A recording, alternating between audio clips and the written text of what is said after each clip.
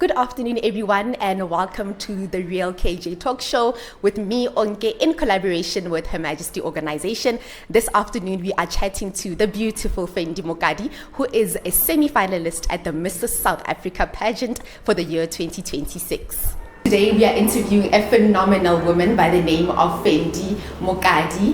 Fendi, good afternoon. Hi, Onke. How are you? Okay, I was about to ask how are you, but how are you? I'm good, thank you. You look so gorgeous. Thank you so much. So are you? Thank you so much for joining us. And look, we are here to find out who are you, what do you do, where do you come from, all that amazing stuff. But before we get there, let's just break the ice a bit. Okay. Okay. So when is the grand finale? The grand finale is in November, so that's when they'll select the queen and the two princesses, so the first runner-up and the second runner-up, and then the top 30 finalists, that will be in July. All right, so I want you to imagine yourself at the grand finale. Yeah? What's your favorite song to walk to on stage? Oh, I think I have a lot actually, but Diva by Beyonce. Ooh, okay. La Diva, yeah. That's right. With which section or which part of the show? The swimsuit section or? I think with the suit. Hopefully we'll wear suits, so that's going to be my boss closing and bring that style. I love that. So Diva is your song? Yeah, Diva's my song. Okay, so let's get to the diva-liciousness. So please tell us more about yourself. Who is Fendi Mokadi? What do you do? Where do you come from? And what do you do on a daily? No problem. So Fendi Mokadi is really a reserved individual. As a mom, as a wife, mom of two boys, proud mom. Honestly, they're my daily motivation and the reason what I do every day. So I actually grew up Kokasi, Soweto, White City to be exact. I grew up I was the youngest with two older brothers, so I'm the last born of the family. High school years, I was a boarder in Pretoria High School and I studied at AFTA. So all my life, I could say my childhood has been with females all the time. Oh, wow. So I went to all girls schools even though I was, with boys all the time. And from a leadership point of view, I managed to be a head girl at grade 7 as well as prefect. So leadership has always been a calling of mine. So I've always wanted to not chase the titles, but to serve well. But on a day-to-day, I am a woman in tech, and I've also got a daycare. So I look after my beautiful angels, Go Soweto. The daycare is called Kagisong Daycare Center, and I stepped in after my late mother actually. So I've been running it for about 6 years now, and it's been quite an eye-opener. There's so many things that I've learned throughout this journey, especially in the gap of the technology side. So that's where my advocacy then comes in, bridging that gap of bringing the technical literacy with the kids as well as the parents. Oh, okay, I love that. Let's talk about that. The bridging that gap between technology and early childhood development. Where is the vacuum? Yeah, so as I said, I actually had the privilege to, be at a good school at Auckland Park. So every time I would go back home, I could see our language is not necessarily the same when it comes to the digital side of things. Yes. So from a young age, I already picked up our worlds aren't necessarily the same, and I just didn't want that for any child or anywhere of a disadvantaged background. So your background shouldn't determine your future, So the technical side was where the gap came in, and I saw that, our children from a young age need to be equipped with the devices, need to be equipped with technical words. If we're talking about AI, if we're talking about coding, all these words, we understand and they are knowledgeable on what's happening around them, and they can take that and use it with their future. I love that. And what inspired you to get into tech? Oh man, Honestly, it's after. So after is different. We didn't just sit in lectures, you know. We actually pitched for businesses. We pitched for funding. We went out there, coming up with different ideas. So that's where the spark came in. So, you know, even the degree that I have, it's business innovation and entrepreneurship. So they're very intentional when it comes to curating this environment for these students to actually learn in the tech space. I love that. You know, I always thought after was just acting. No. Everyone says that actually, and it's not just acting. There's also a different department focusing on the businesses. Focus on the businesses, and how important is that, honestly, to merge arts and business? Yeah, it is important. I think our purposes and differences in the world is it's very unique. So we need to also tap into the other side of looking at the business, because people look at, you know, creatives as like it's not anything serious, but you can actually bring that and monetize that and use that to your advantage. So it's very important for people to be upskilled and knowledgeable when it comes to that. Nice. Is it part of the work that you do on a daily? How is your 9 to 5, like your career job? How is that going?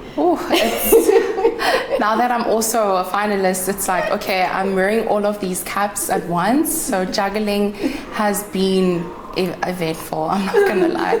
I try to, I'm a person of routine. I love routine and structure. So I make sure that, okay, today my to-do list, what am I doing? What am I focusing on? So that, you know, even when I'm with my kids and my husband, I focus on that. When I'm at work, I focus on that. When I'm with the kids, I don't let what I'm doing distract me. So I want to be present all the time. So I think not only focusing on, you know, I'm going to see them later, just being present, because these are moments and, you know, it will turn into a memory one day, and you don't want to regret not being there and being present for everyone.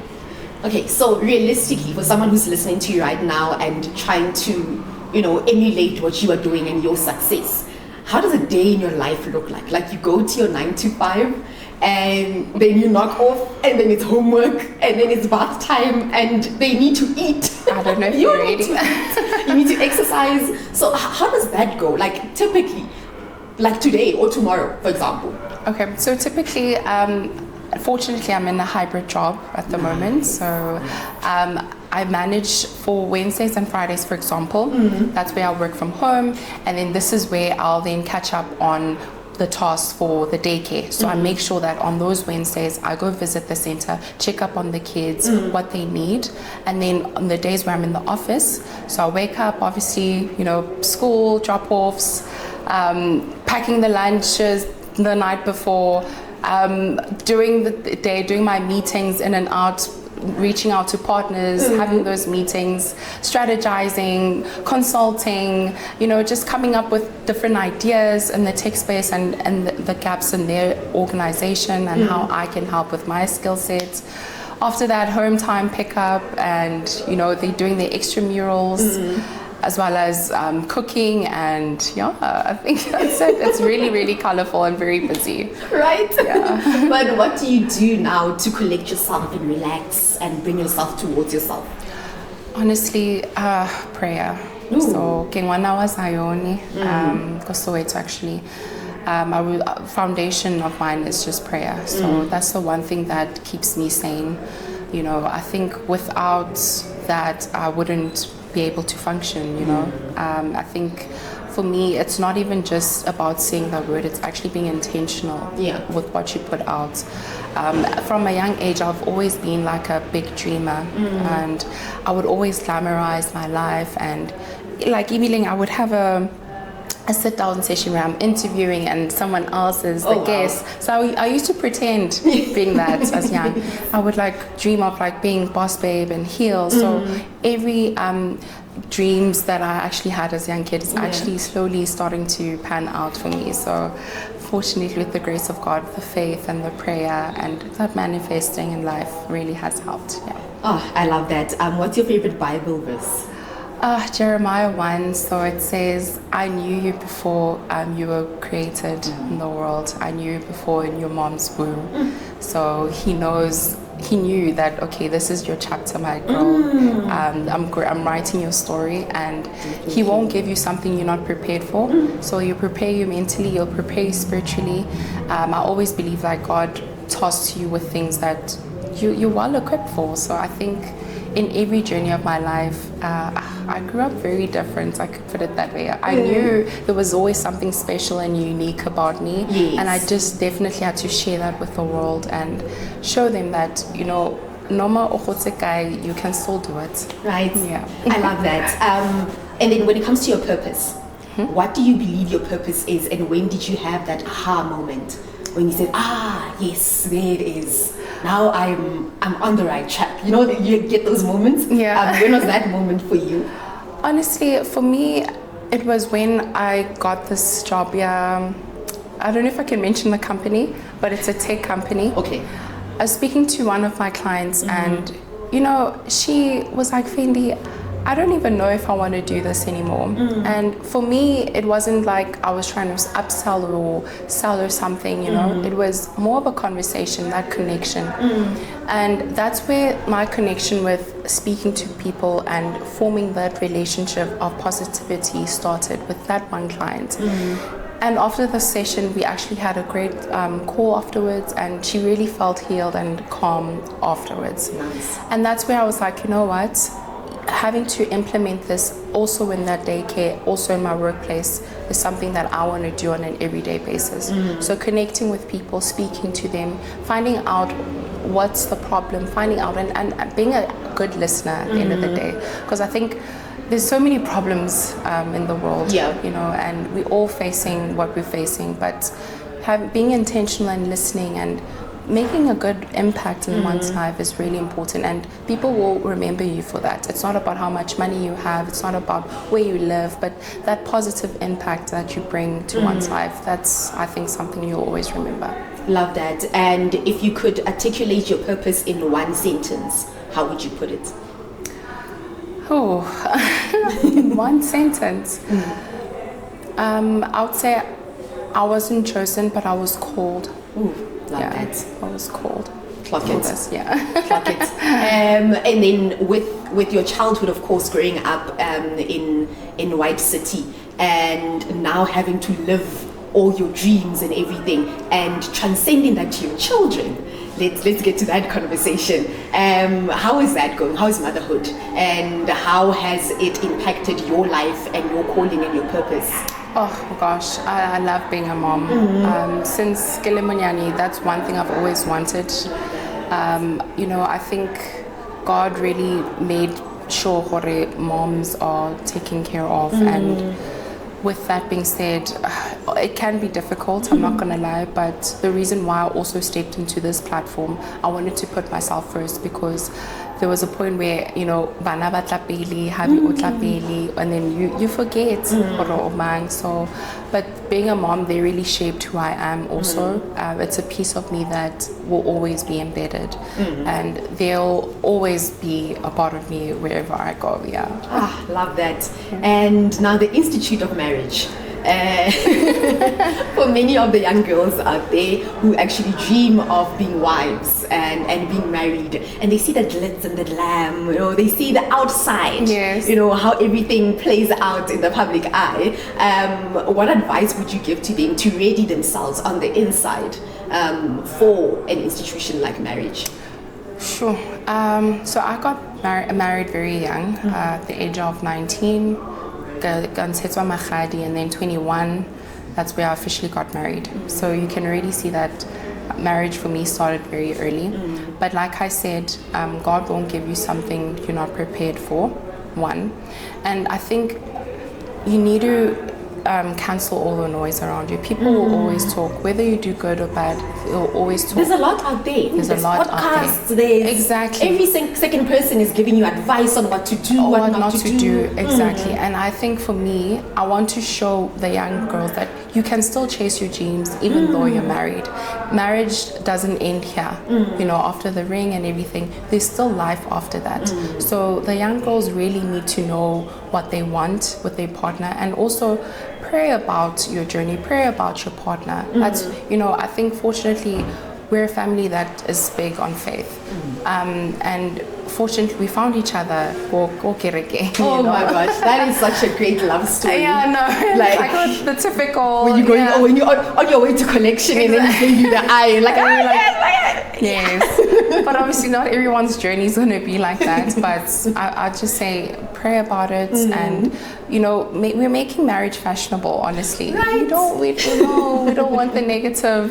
Naysayers. Can we get good about PR this. for once? For once, please, yeah. So I think for me, it's a beautiful, beautiful concept. God knew why we needed each other, and we are one at the end of the day. Right. Yeah. And there's a point where your purposes have to meet. Yes. They have to. Like your partner is your purpose partner, and you have to carry each other through life in general. Yes. And how has your husband now been a support system on operational level? Like, what has he touched? Like, does he drive you to Soweto to the daycare? Does he go there himself sometimes? Like, I'm not gonna lie, we're both very, very busy. Yeah, so he's always on the road doing his day to day, also with me. So when it comes to support, just those check-ins in the day, and also back to the drawing board at home, always reflecting on, okay, where are we going? Where is our future for our kids? What do we want? And not forgetting to date each other. I think it's always like, romancing, yeah, I know. So I think we're very intentional the way we speak to each other. We're very intentional what we say, because that brings everything to life at the end of the day. Right. So that support, honestly, without him, I don't even think I'd be here, because he was like, go for it, whatever you do. Partner. Exactly. So, love that. Yeah. See, we love that, guys. We really love it. And now let's take it all the way back to the sash. Oh, yes. Back to the sash. Now everything is coming together. Yeah. Like this is you, and now Mrs. South Africa.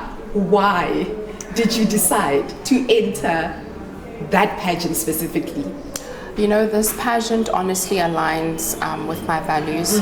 Before I actually joined, I did a bit of research on it.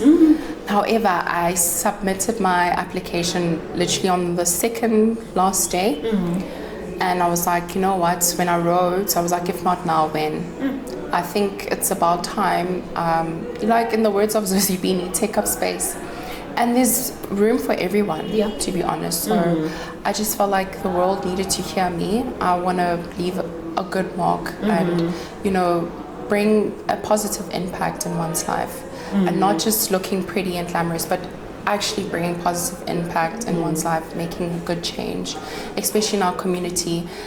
Kokasi, I want them to see hore. There's someone like me or LinkedIn that can represent for them, It's not about, kids are very impressionable at the end of the day, so they emulate. Yes. Kokasi, you'll see moto, otlaka, that's something we grew up seeing. Yeah. And we didn't really see, people that actually were showing the good side. So I want to change that narrative about your background and the disadvantaged world. What you can do it. Love it. And it doesn't matter where you come from. Love that. Yeah. And have you always been a pageant girl? Do you have a history of pageant? No. That smile looks like it's been somewhere at Miss Universe.